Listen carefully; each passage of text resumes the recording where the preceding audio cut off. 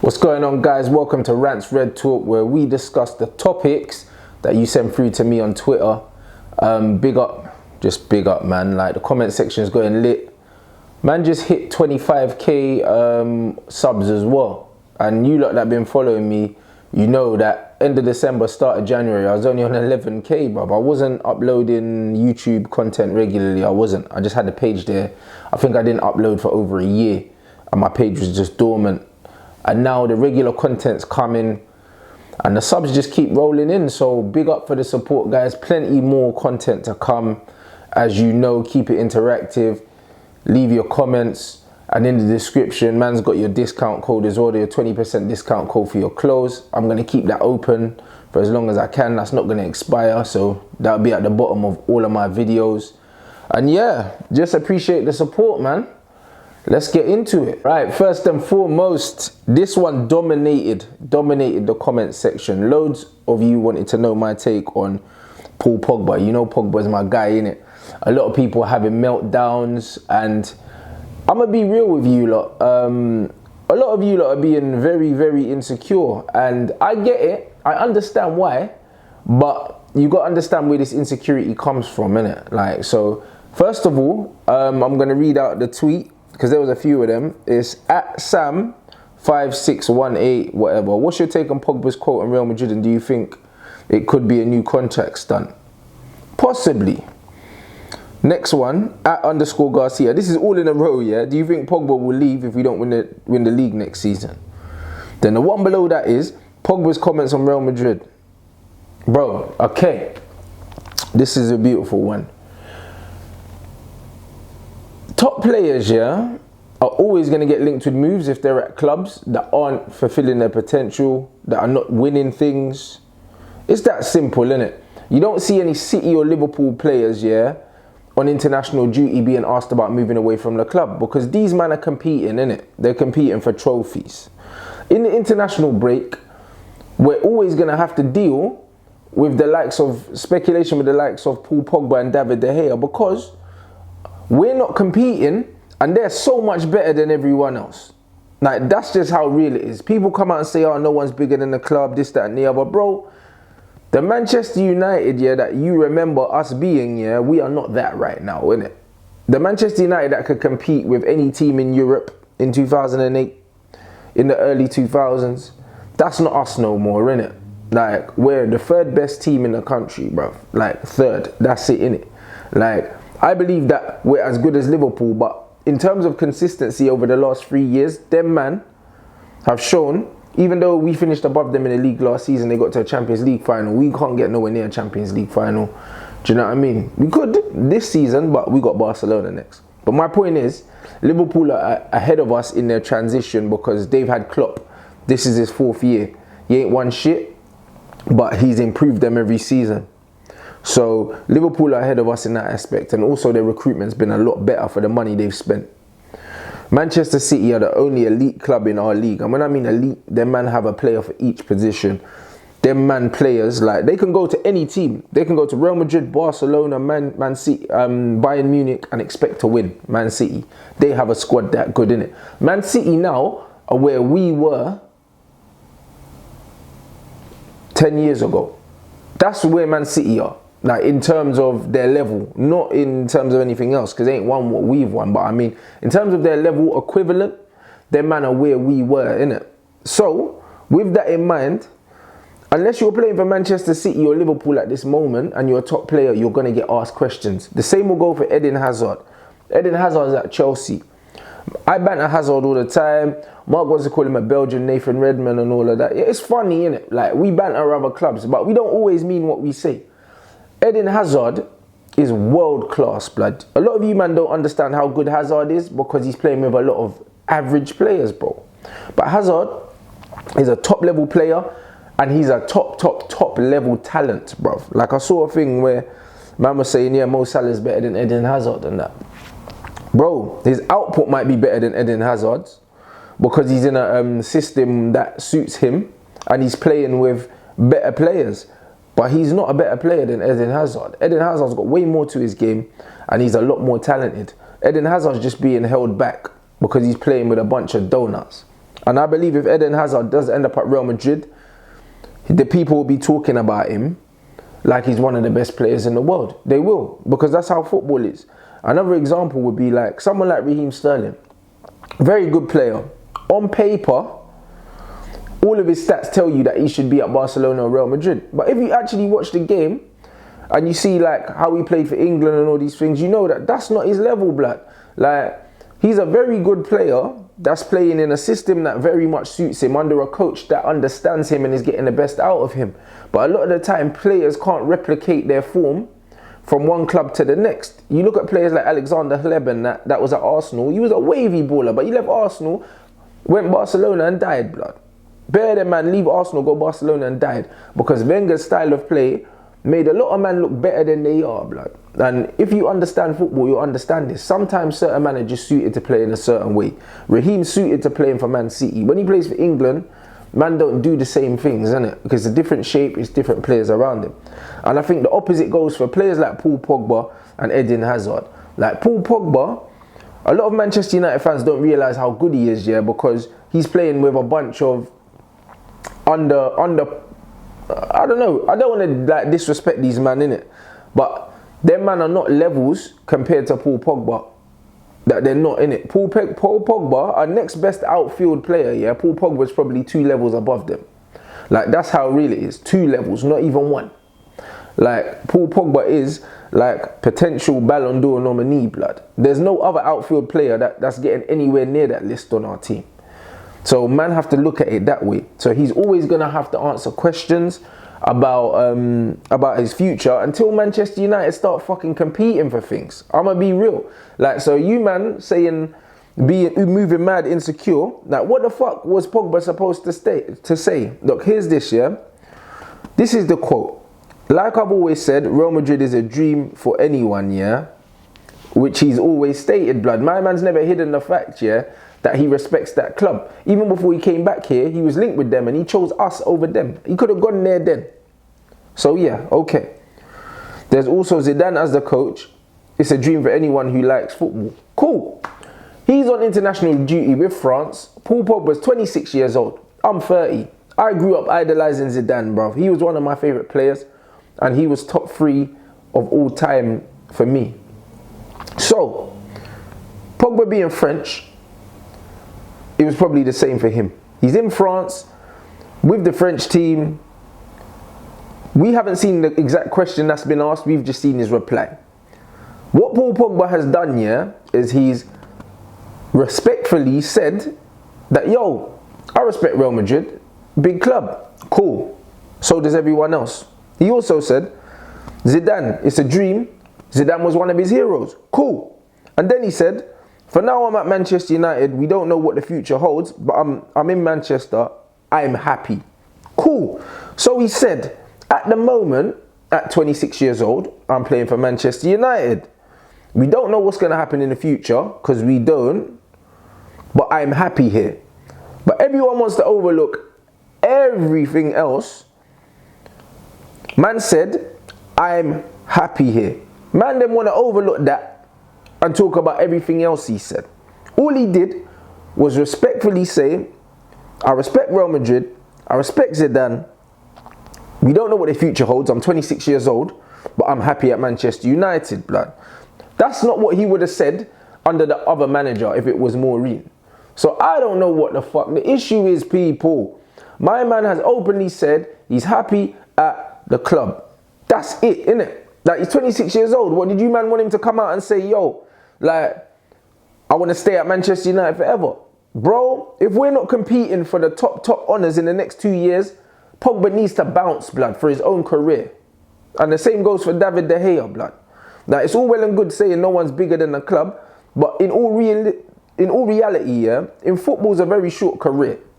If these men are not achieving the levels and competing, then these men have to leave, innit? So it's down to the fucking board, it's down to Ed Woodward, the Glazers and them, man, to make sure that they buy players so we're competing, so we don't have to worry about man like Paul Pogba leaving, blood. But all it is insecurity. When man are like, oh yeah, like, why can't he just, like, say he wants to stay with us forever? That's not fucking realistic, G. He's not from Salford. Do you know what I mean? This ain't the class of 92. It's as simple as this, yeah? Football's a job.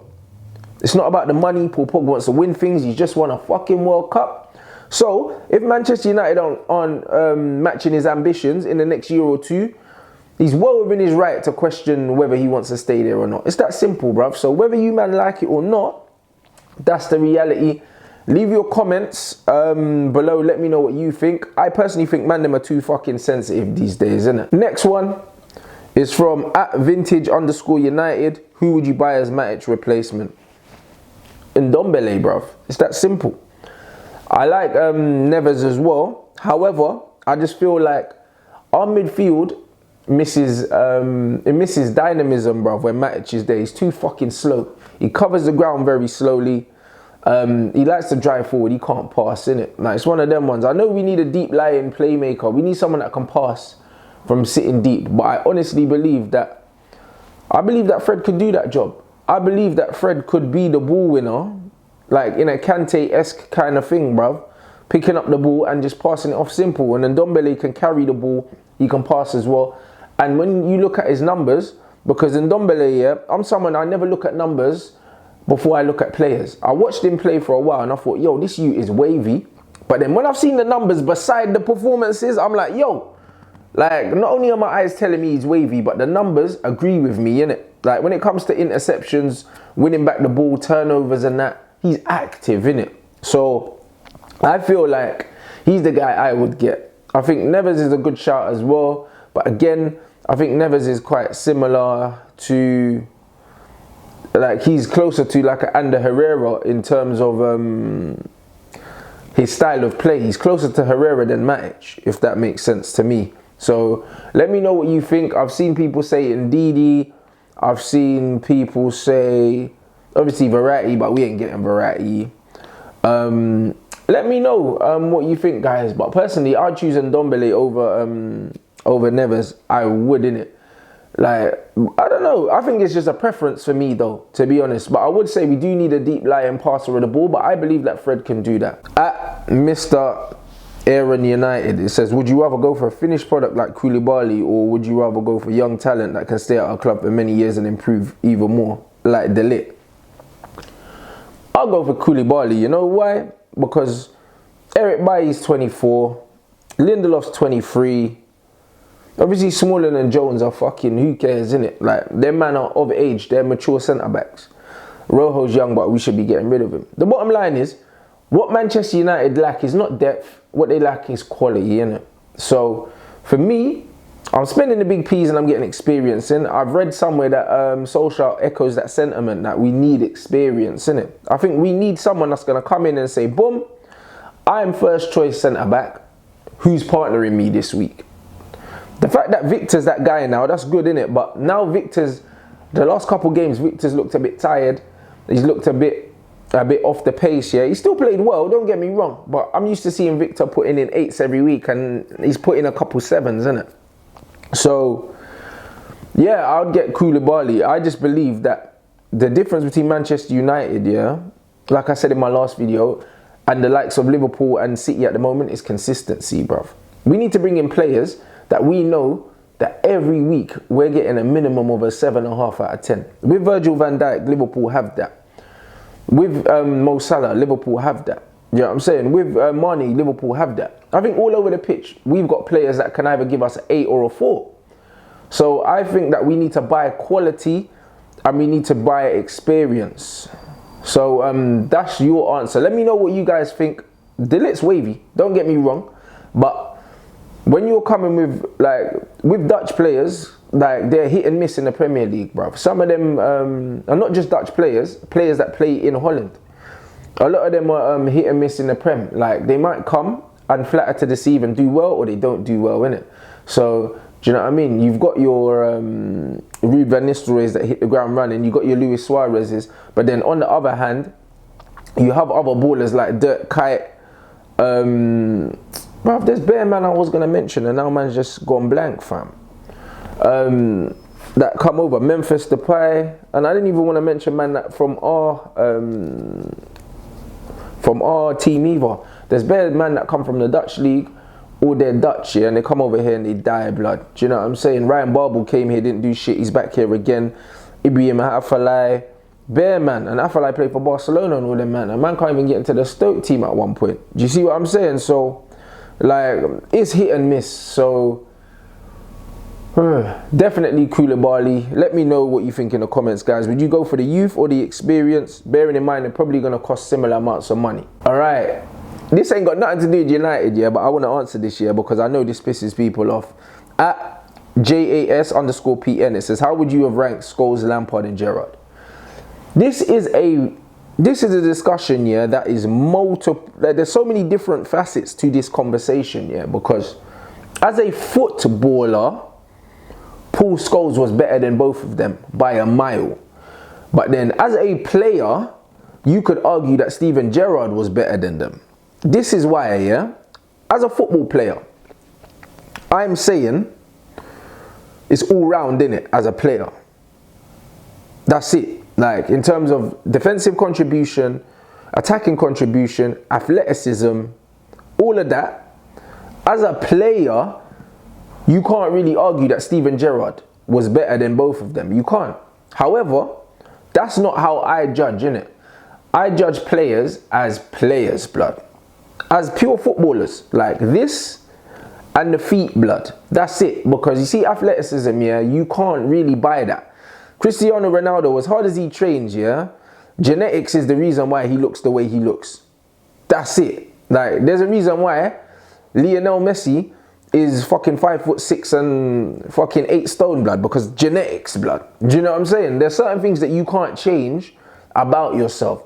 Your footballing ability, like your touch, your range of passing, you can practice all those things, but there's a lot of skills that you have to just be born with, innit? The way Messi controls the football, it is practice, but it's not practice, blood. That's a gift. Do you know what I'm saying? Paul Scholes had a gift.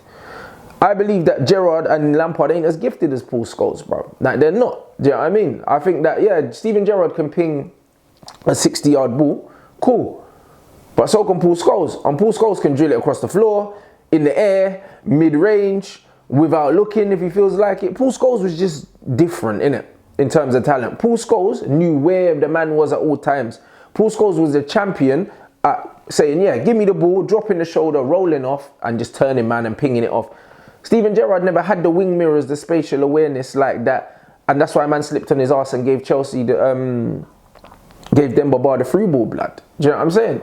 That's what happened. Like, he slipped and fell on his ass because my man was not spatially aware. That's why when they tried to drop Steven Gerrard into that pivot role, he didn't thrive. Steven Gerrard's 2 best seasons on paper for Liverpool were playing on the right-hand side with Xabi Alonso in the middle and playing off Fernando Torres, blood. And the statistics would back that up.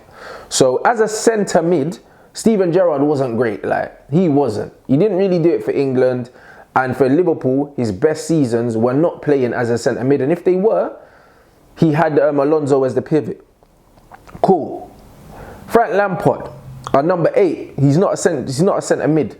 Do you know what I mean? So again, that's like comparing Luka Modric to Paul Pogba. They're different kind of players. So I don't think that that's a fair comparison either. Frank Lampard was good at what he was good at. Intelligent player, good at making late runs, scoring goals. Do you know what I'm saying? A lot of Frank Lampard's assists came from the fact that he was a corner taker and a set piece taker. So because he was taking free kicks and corners, he got a lot of assists. Frank Lampard was not fucking like playing eye of the needle through balls and little dinks over the top like Pogba was and that. Like, he wasn't, innit? He was a different kind of player.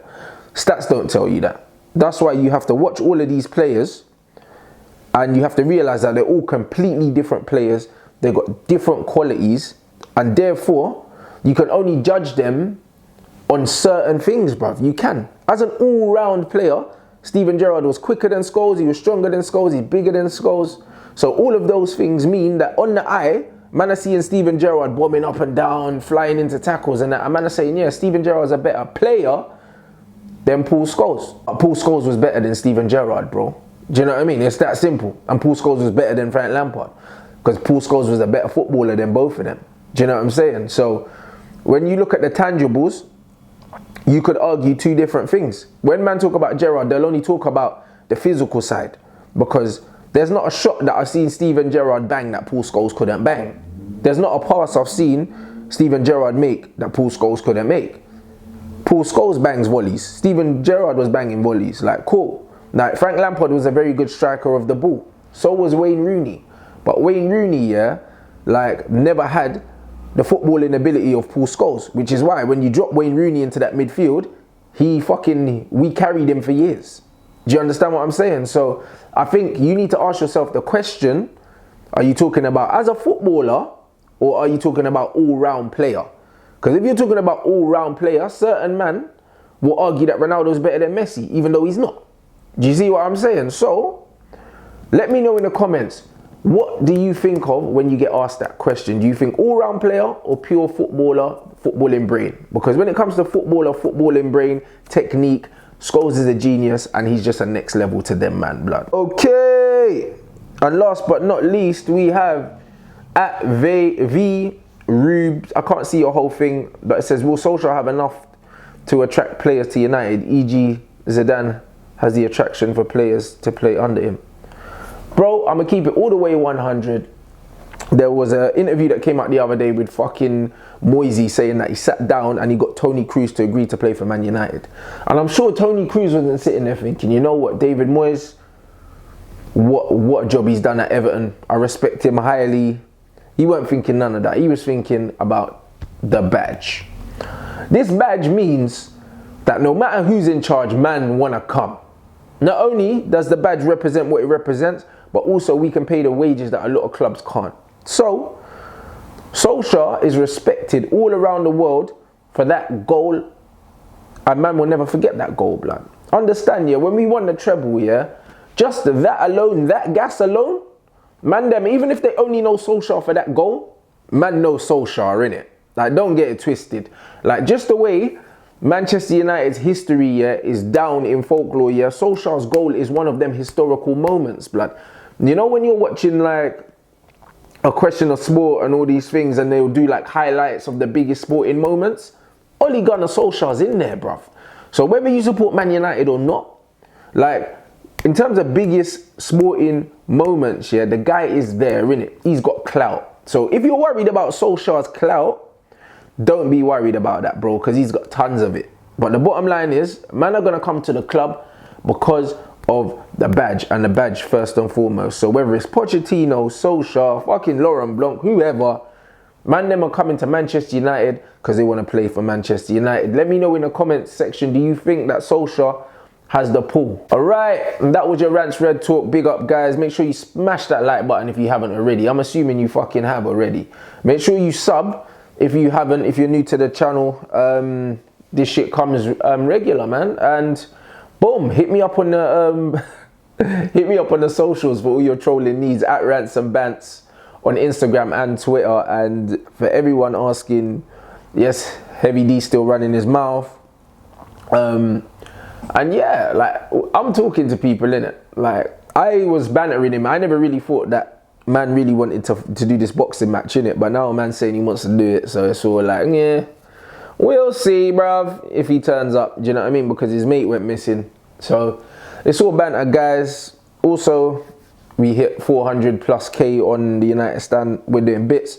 Continue to do bits. There was no Flex and Rant show this week. Flex had personal problems, and as I always say, family comes first, innit? So we weren't able to film, but normality will be resumed after the shitty international break, guys. But yeah, as usual, it's been emotional. Make sure you drop your comments below. You know that I interact. I will read them. I will like them. So let me know what you think on the topics that we've covered today. And yeah, I'll catch you again soon.